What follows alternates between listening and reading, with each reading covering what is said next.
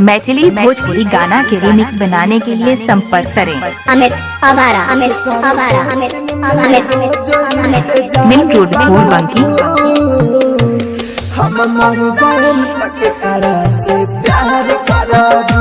आप सब सुन रहे हैं अमित म्यूजिक की प्रस्तुति।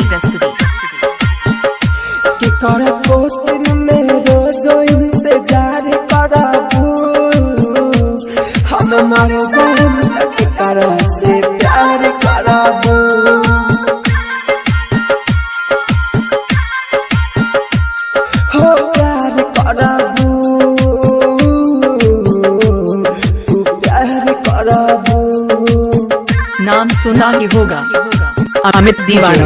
अमित दीवाना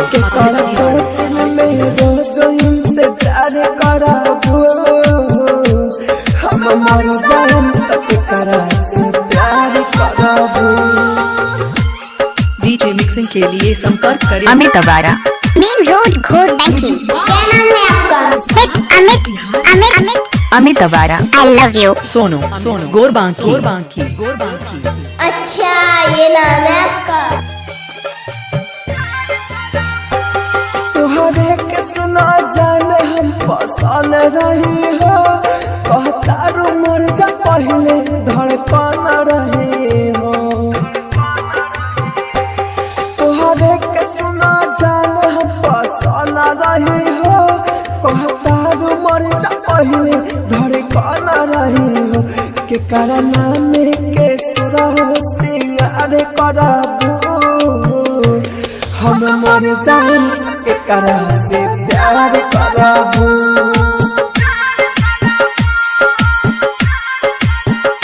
के करा कोचिन में रोज इंतजार कराबू, हम मर जान के करा से प्यार कराबू। I love you Amit Sonu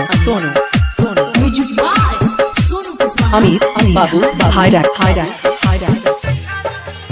Amit ji का मोबाइल नंबर 9155145024। दीवाना दुनिया से चला जाए हो, तोहर खुशी कहा गया मैं चला जाए हो।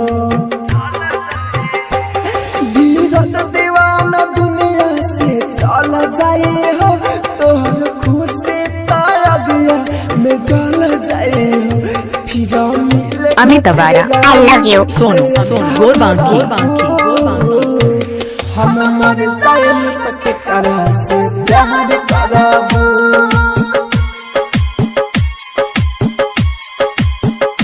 के करा कोचिन में क्या नाम है आपका?